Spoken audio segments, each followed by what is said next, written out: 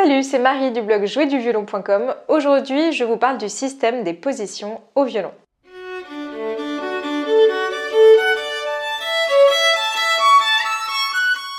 Comprendre le système des positions au violon et bien connaître les différentes positions, c'est très important. D'abord parce que ça clarifie votre vision du manche et que ça facilite votre jeu. Et puis aussi parce que ça vous aidera à bien choisir vos doigtés sur vos partitions. Alors déjà, qu'est-ce qu'une position au violon? Pour jouer les notes sur les cordes, on va utiliser les 4 doigts de notre main gauche. On utilise donc l'index, le majeur, l'annulaire et l'auriculaire. Et une position, ça va être l'ensemble des notes qu'on va pouvoir jouer sur les 4 cordes sans démancher. Donc sans avoir à déplacer la main sur le manche. Donc voilà la première position.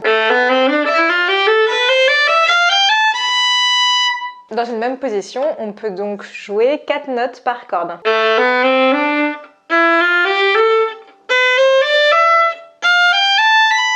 Et là, vous voyez que je ne déplace pas ma main sur le manche. Ce sont juste les doigts qui vont changer de place en fonction des tons et des demi-tons. On peut également aussi faire des extensions.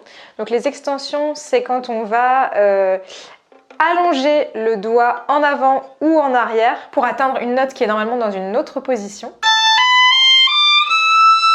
Et vous entendrez peut-être aussi parler de demi-position. Là, en fait, c'est quand toute la main est descendue d'un demi-ton à cause des altérations de la partition. Mais pas de panique, ces deux techniques, donc les extensions et les demi-positions, ne concernent pas du tout les débutants. Et pour changer de position, on va simplement déplacer la main le long du manche, comme sur des rails. Donc elle va conserver sa forme, mais elle va juste se déplacer pour changer de position. Ces déplacements d'une position à une autre sont appelés des démanchés et je développerai la question des démanchés dans une prochaine vidéo. J'ai fait un article vraiment détaillé sur les différentes positions au violon. Si vous ne l'avez pas déjà lu, je vous invite à le faire dès maintenant. Vous avez été vraiment nombreux à me dire que cet article vous avait beaucoup aidé à comprendre le système des positions. Et je pense que c'est notamment grâce au schéma que j'ai publié sur l'article et que je vais vous partager tout de suite en les illustrant avec le violon. Donc la première position, c'est celle qu'on va apprendre au tout début. Donc quand on débute, on commence par la première position. Et elle commence sur la note juste après la corde à vide. Donc sur la corde de sol, elle commence sur le La premier doigt. Donc voici la première position.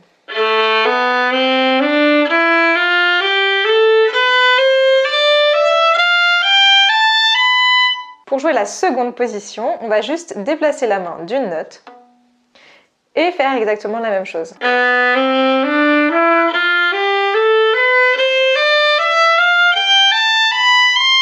Pour jouer la troisième position, on fait la même chose, on déplace la main d'une note.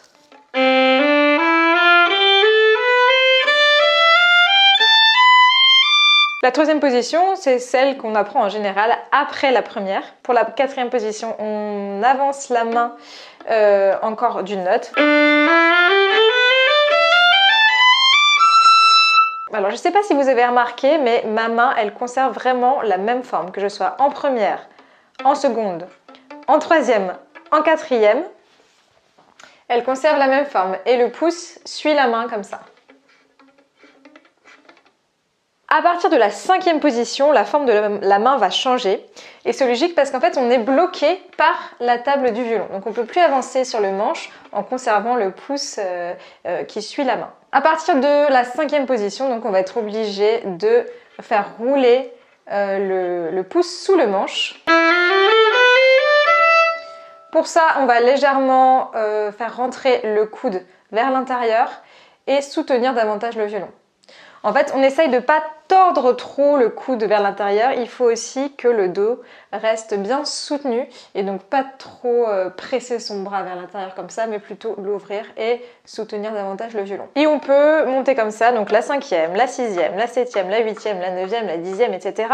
Bon, bien sûr, vous trouverez moins souvent les positions vraiment très hautes. En tout cas, sachez que les 7 premières positions sont vraiment très utilisées au violon quand on commence à avoir un niveau un petit peu plus avancé. Alors, comment travailler les différentes positions au violon? Comme je vous l'ai dit, quand vous débutez, vous n'avez à connaître que la première position. Je vous conseille vraiment d'être très à l'aise avec le système de la première position, réussir à jouer bien juste, être bien à l'aise et confortable sur le violon avant de commencer à apprendre d'autres positions. Ensuite, en général, on apprend la troisième, ensuite la seconde et la quatrième. puis 5e, 6e, 7e, etc. Une chose qui est très importante à prendre en compte, c'est que l'écart des doigts va changer en fonction de la position dans laquelle vous jouez. Pour ça, je peux vous montrer sur une guitare parce que ça fonctionne exactement de la même manière que sur un violon. Vous pouvez voir qu'au début du manche, les cases sont grandes et qu'au fur et à mesure, elles deviennent de plus en plus petites. Et ça va être exactement la même chose sur le violon. Les écarts en bas du manche vont être plus grands et devenir de plus en plus petits au fur et à mesure que vous allez monter. Pourquoi? Eh bien, tout simplement parce que quand on pose son doigt sur la corde, on raccourcit la surface de vibration de la corde. La corde est donc plus petite et les rapports sont plus petits également. Et plus on va monter et plus les tons seront petits.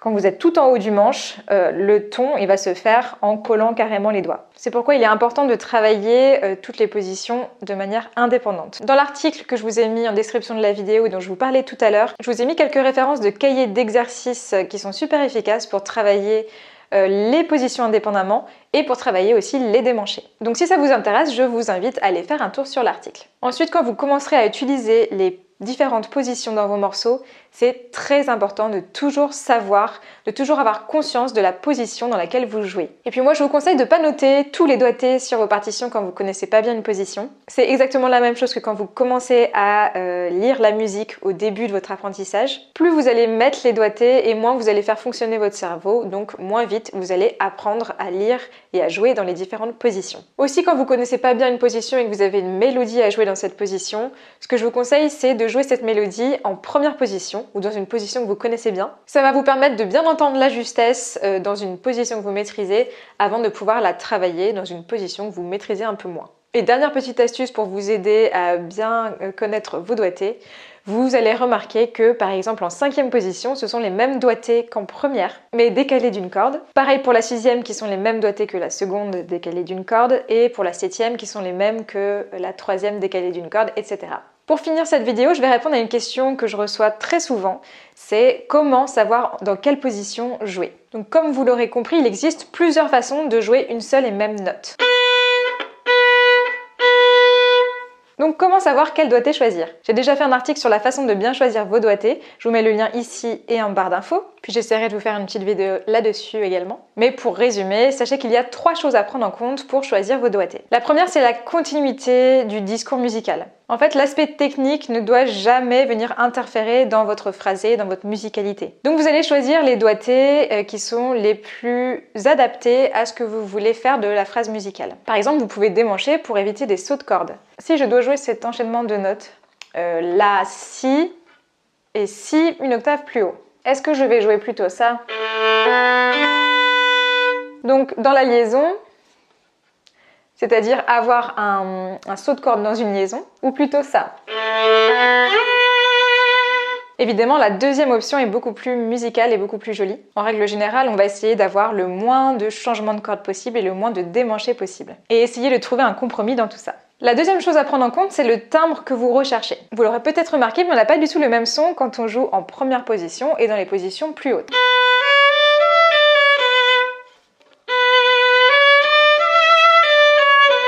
Le son, quand on joue dans les positions hautes, il va être plus chaleureux qu'en première position. Et en première position, il va avoir tendance à être beaucoup plus clair et lumineux. Ça dépend aussi beaucoup du style et de l'époque du morceau que vous jouez. Par exemple, en musique baroque, on va privilégier au maximum la première position, même l'utilisation des cordes à vide. Alors qu'en musique romantique, par exemple, on va essayer de trouver un son chaleureux et vibrant sur chacune des notes. Et donc, monter beaucoup plus souvent dans les positions hautes. Bon, et puis parfois, et ça c'est la troisième chose à prendre en compte, vous n'aurez pas le choix, vous serez obligé de démancher parce que les notes que vous avez à jouer ne sont pas disponibles en première position. Donc là, vous allez choisir vos doigtés en faisant en sorte d'avoir le moins de démanchés possible à faire et que ce soit les démanchés qui, pour vous, sont les plus faciles, avec lesquels vous êtes les plus à l'aise. Et ça, au fur et à mesure que vous allez les travailler, vous allez voir ce qui vous convient le mieux. J'espère que cette vidéo vous a éclairé sur le système des positions au violon et que ça vous a donné des pistes pour pouvoir les travailler. Si vous êtes débutant, je vous rappelle que je vous offre sur le blog un guide du violoniste débutant